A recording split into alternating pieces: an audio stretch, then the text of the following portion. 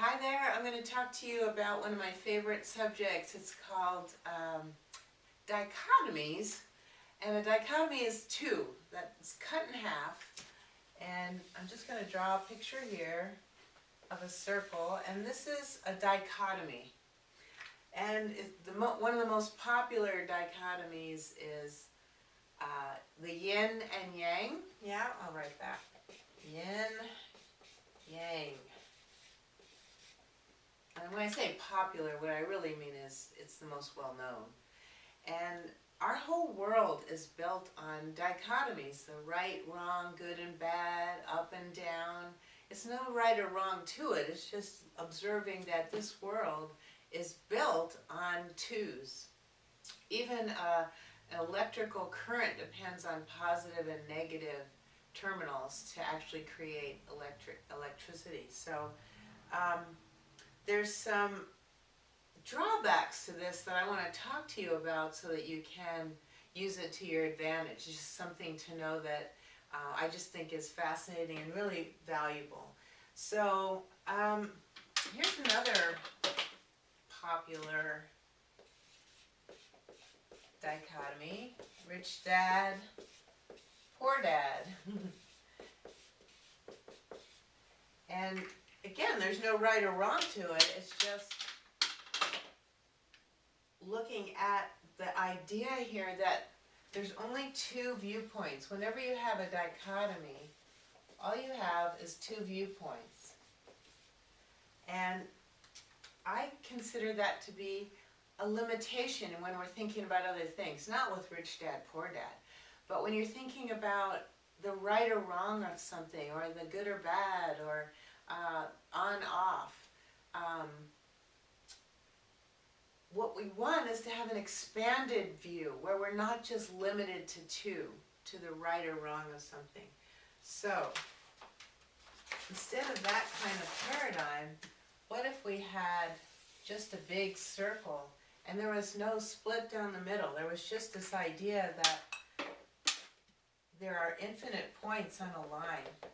So if you were to, I'm just going to draw the symbol for infinity. This is infinite viewpoints. And look at how that opens up your world.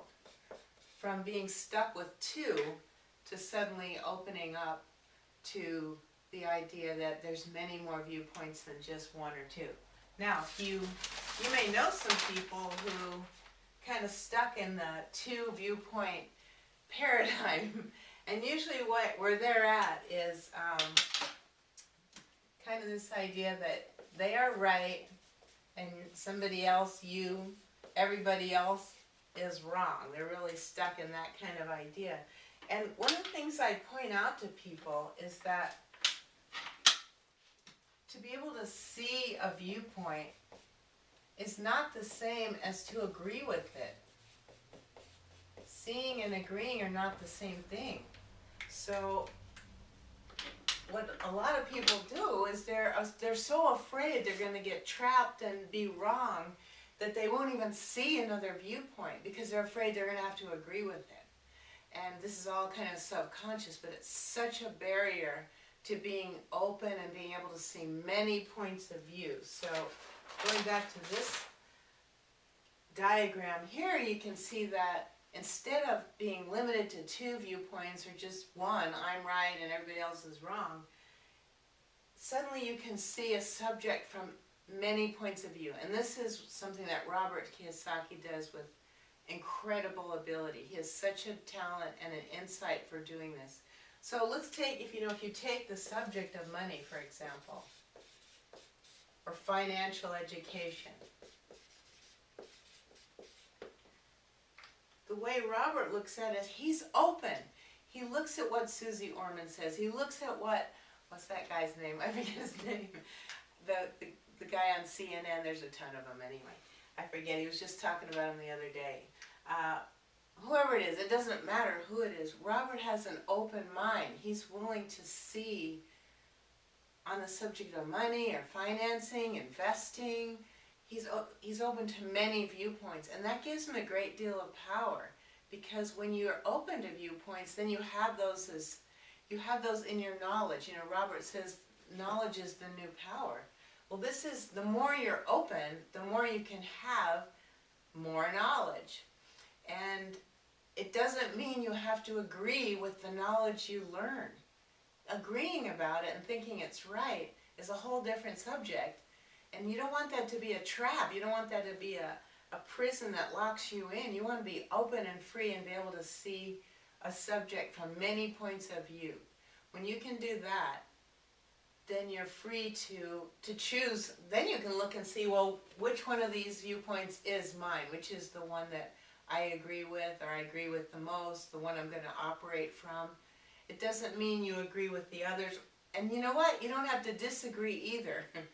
That's how people fight and have wars and arguments, is because they have to get stuck on a point of view and then be right about it and then disagree with all the others. It's really about, it's more like kind of a neutrality, you know, just being neutral enough to see what the knowledge is, what the different points of view are about something. And when I say neutral, I don't mean wishy-washy. I don't mean, oh, I don't know what I think. I don't know. You know, there are people too that are afraid to take any stand. They're afraid to pick any point on there and say, well, this is what I believe in. So, you know, we got these extremes here of the person who's just fixated on one point of view, and then the other kind of person who is afraid to have any point of view, and then they're just flopping around. So, and really not someone you can count on, because you don't know where they stand, and they don't know either. So there's kind of a happy medium here, you know. It's like understanding the whole paradigm. You don't want to be stuck in one point of view. You don't want to be stuck in that dichotomous paradigm of only two points of view, but to be able to open up and expand your context to include all these different points of view, and then operate from the one that suits you the best, that you like. So that's the idea of a dichotomy, and knowing this can really free you to know more and have more power in life.